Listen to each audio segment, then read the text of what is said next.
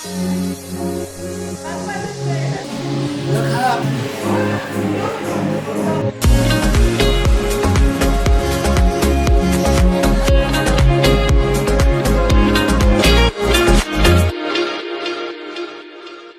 Protons Positively Charged Beings, this is your life coach Kimilu and I want you to celebrate life with Kimilu. So please come and watch this new episode! And welcome back to, parang show ko, welcome back to Celebrate with Kimilu. I'm Chal Lontoc and I'm celebrating with Kimi and I get to ask the questions this time. So I get to be her therapist. Oh. Life coach. Yeah. Yes. So we're now in the life section. So we started off with beginnings, Yes. like how did it all started, and then business. I wanted to jump into business right away, get it out of the way because I wanted people to see how magical it is that you're able to combine both. Because usually, the spiritual and the business side, they don't come hand in hand, but you're able to do that. Even Yes. for us. Yes. And I think this is really my blueprint. I would say this is my success blueprint. Nice. Yeah! Which is the mind, body, spirit, holistic blueprint. Ayan na. Diba? Life. Okay, tell me more about that. I don't know. I think it's through, it was downloaded. Na parang when I would create something, parang meron siyang nagsasabi na, oh, do it this way. And I guess because also I'm a teacher, parang that's how we create modules for the full brain learning of the child. And I see everybody as a child, and I want to make sure always that it is so easy for one to understand something. That's why I get to simplify things. Yes, she always does. Yeah. So that's always in my mind. How can this be easily absorbed by somebody? And I also consider myself as like the welcoming committee of this kind of practice. Parang I'm really like your first person, and I'd like to be, because I know I'm good at it anyways, na parang, okay, this positivity thing, the whole woo stuff, mind, body, spirit, it's cool. And I make it cool. And if they want more of it, then they can master, angels, they can master healing, yung ganyan, yung bahala na sila. Pero ako yung nagsabi, uy, okay dito, yung ganyan. Parang good influence. Oh my God! Wow! So, ano yung mind, body, spirit? Kasi may kwento ako dyan mamaya. Go. Mind, body, spirit. So, first, parang clarity of the mind or intention, setting an intention for whatever space you create. And then body, I always want them to do something with their bodies, like maybe dance or maybe make kalikot something, create something. And then spirit, usually I would end with a meditation of some sort in different manners. So it's holistic, like, oh my gosh, it felt so good. So it's really also the feeling that I want you to feel and experience in whatever I create. Sa sobra in-embody ni Kimi yung mind, body, spirit. I don't know if you remember, naging theme siya sa office namin. Talaga ba? I don't remember naging mind, body. Yes! Oo. HR! That's why nga sa body, nagpa-zumba. Oo. Diba? Yes, And then yes, sa yes. mind, the gratefulness. Yes, oo. And then I forgot the spirit. Basta mind, body, Oo. spirit, yung pag-divide ng 4 months each in three, that's three, right. I remember. Yeah, so I remember mind, body, spirit because of that. But this is actually your method or is it a program? It's a method. Okay. So I run all of the programs this way. Parang, yun nga, yung all of the coaches or consultants, they have their different practices. Yeah. But this one, I feel is the one that make people keep coming back. Like, Yeah. why do people keep for years and years already? Like, we've been working together for 13 years already. Also, like with Kat, Yeah. with Zarina. Jo has been here since 2017. Some since 2020. Like, it's years of being with people, working with people. And I think others are like, oh, how can she do that? How does she do that? It's because of the mind, body, spirit framework. blueprint. Let's just clarify something, okay? I wanted to clarify something because pag sinabing psychologist or psychiatrist, it's not a good thing if you don't let go and if you keep coming back.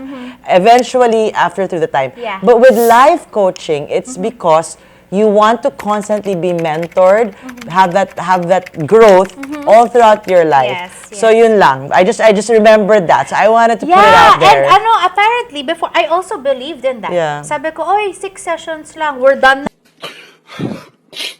Yes, you would tell me, I want you done and Yeah. out of here 6 months. Because that means if you did it, you're not okay, Yeah. then you're not learning. But that's because your approach was still different then. Yes, It was, yes, we were healing and all, but now it's more of growth. Yes, yeah. I feel like so, it's growth. yun nga, yung parang, it was also just the right timing that I also got my own coach, yung ganyan. Yeah. And all of you also just needed also another level of me, Yes. right? So we really Do you grew still together. Do you still do the other level? The first level? I give it to others already Really? now. Yeah, the one-on-ones that are like more of healing and stuff like that. You do pass it on? Yes, to Sacred Space. Already? Wow. Yes, Sacred Ripple people. Some of them that I have trained. So I have trained some already. There's a certain program, Wellbeing Boost Program 1-on-1 and Confidence Boost Program 1-on-1. If they need that, then I say, oh, I have somebody for you. Wow. Tingnan nyo, kumikita rin kayo. Yeah. Wow, I love.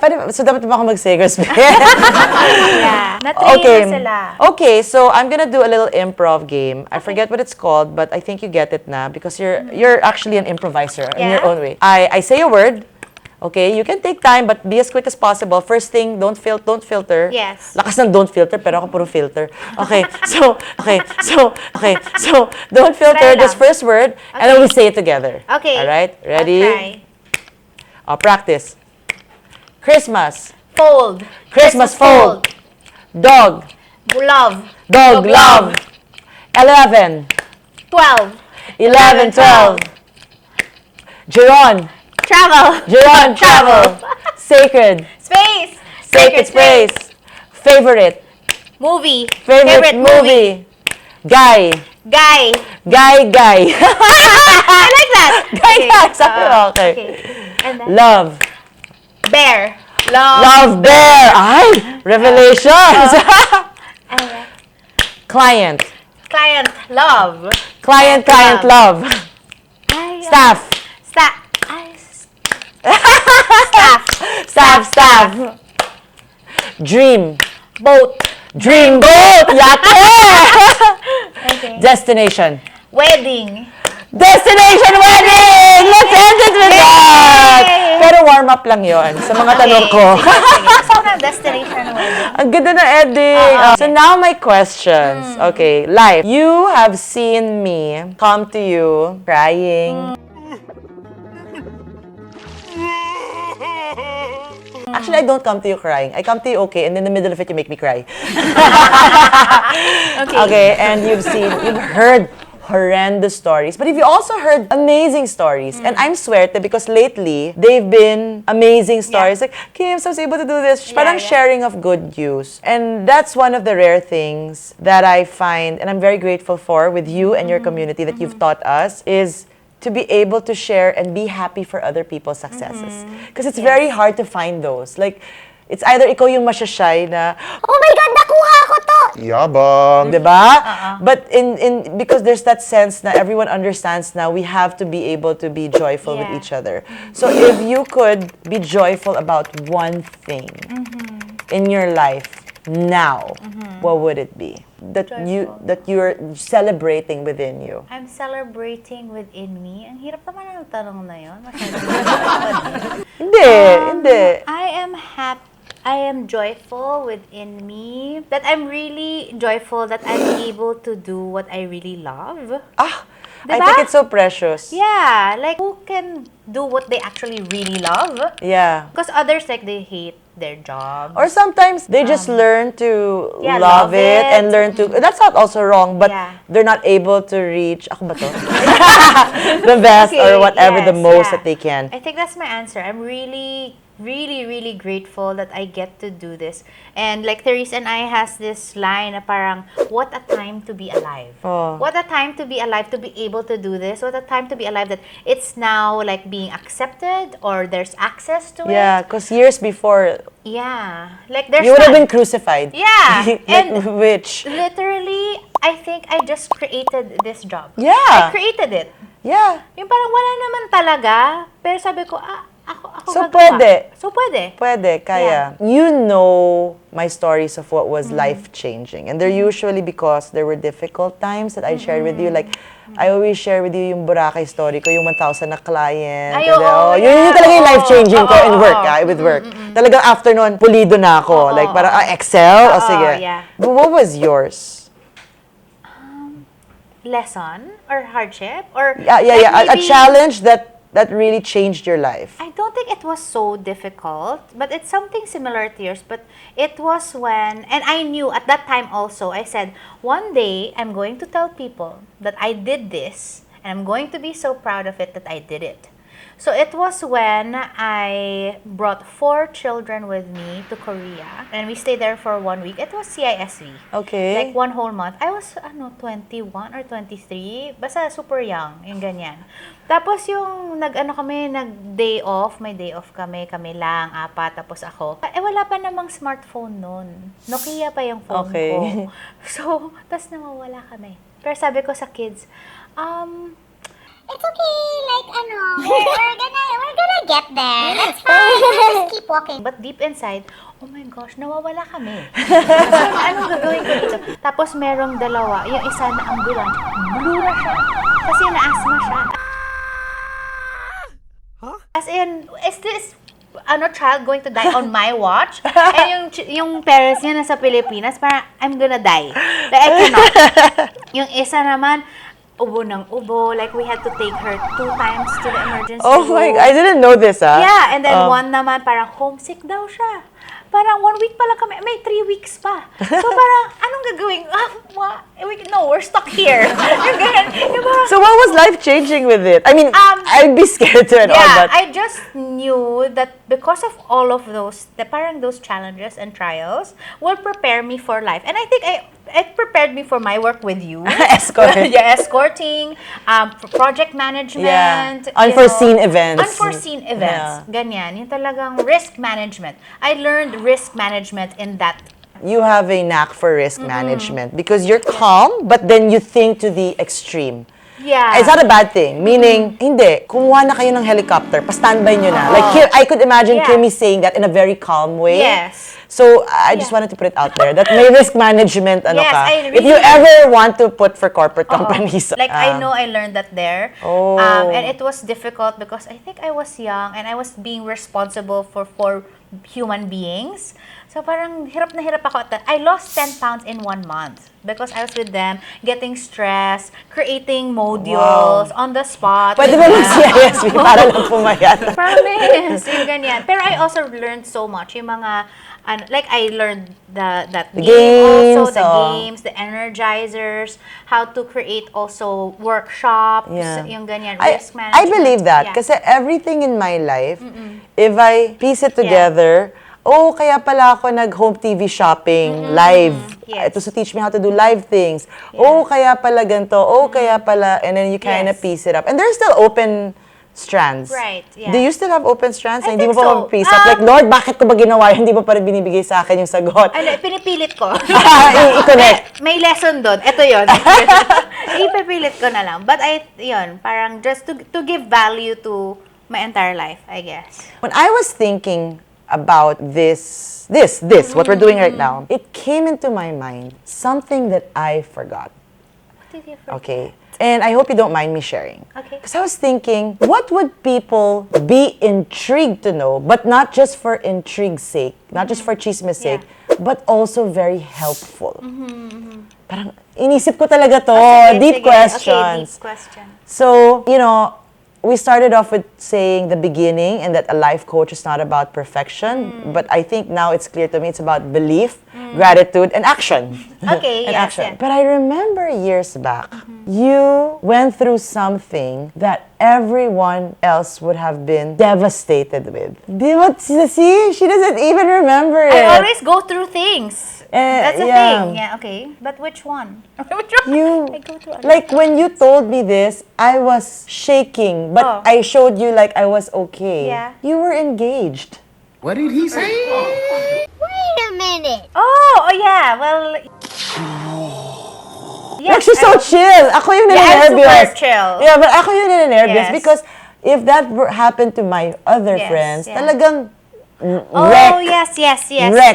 I remember. And you were willing. Mature. Yeah, and you were so mature. Yes. And you were willing to pull out your life. Yes. And hindi ko alam kung sino yung life coach mo doon. Saan yun? Anong parte naman doon? Norway. Norway. But apparently Norway is beautiful naman. Yeah, So, yeah. Oh my gosh, no, I guess nobody knows. Not a lot of people know that. I'm so sorry, but I That's wanted to put fine. it out there. The reason why I'm putting it out Yeah. there is she handled it like how she would have advised me.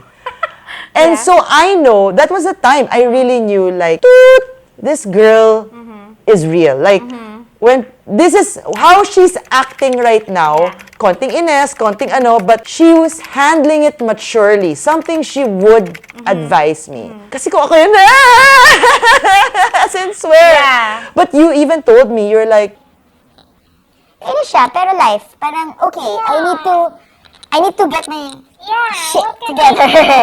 yeah. Yeah, I was working, like I filled up papers already, answered Yes. questions. Parang I wasn't getting a new phone or something because sabi ko, ay, aalis na ako, I'm gonna need like a new number naman. So I don't Everything need to, was planned. Yeah. So what was the advice that you were telling yourself? Because I know whatever you were telling yourself is what you would tell us too. I don't know if you know this, but I have told a few of people. I listened. Actually, I knew or I wanted to do it, the breakup, before it even happened. So I was walking in Norway, and then there was a hill. Kasi mahilig sila maglakad dun eh. So nakilakad na din ako. Tapos merong bench. Tapos sunset siya. And knowing me, I like sunsets. So I really sat.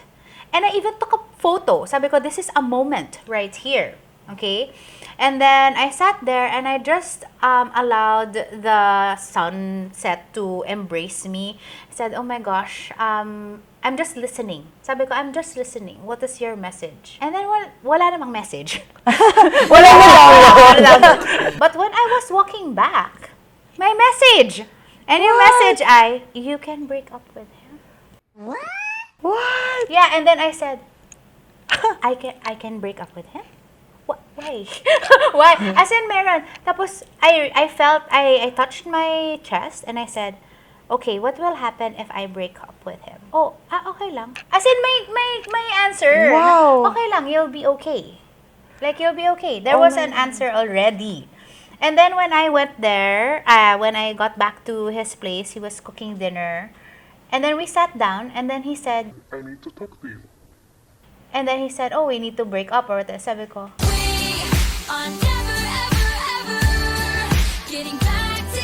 oh, okay. And then I think one tear fell. One tear lang. And then because I had that conversation already, Yeah. that same hour. Board meeting ka, board girl. meeting na ako with Oh, myself na okay lang ako. As in yun, kaya okay lang ako. Yeah. It was so the feeling was so weird because we were together in the same space, but we weren't together. Like, that was so weird. And I told him pa, I want to break your plates. Like, sa inis, I want to break your plates. Sabi niya, Yeah, but those are my plates. oh, okay. Okay, never mind. But in my mind, Ang mature, I ang want to mature. throw your things, but I can't because they're yours, so I'll just behave. Na-process pa yun ng life coach, guys, na Yeah. I'm expressing what I want to do, but I cannot act on it because it's not right, but I'm letting you know. Ang Letting you know, galing. I want to break your stuff. Props to you. Oo. So yes, so that happened in my life, apparently. Like, I have How do we get to that? That point of being able to have those enlightening conversations with ourselves. I mean, wouldn't you want I think it takes that? practice. I think it takes practice. I think I have been practicing all my life. My mother would catch me, as a little girl, she would catch me. Who are you talking to again? Kinakausap ko yung sarili ko. I think, siguro yata ako. Pero I would really have conversation. When I would drive, I would pretend I'm talking to someone. So I'm constantly practicing. Playing it out. Playing it out, imagining, visualizing how it would pan out. So, parang prepared ako. My inner self is prepared. Parang ganun. If you want to celebrate life more, please follow me on my social media accounts over here. Follow her.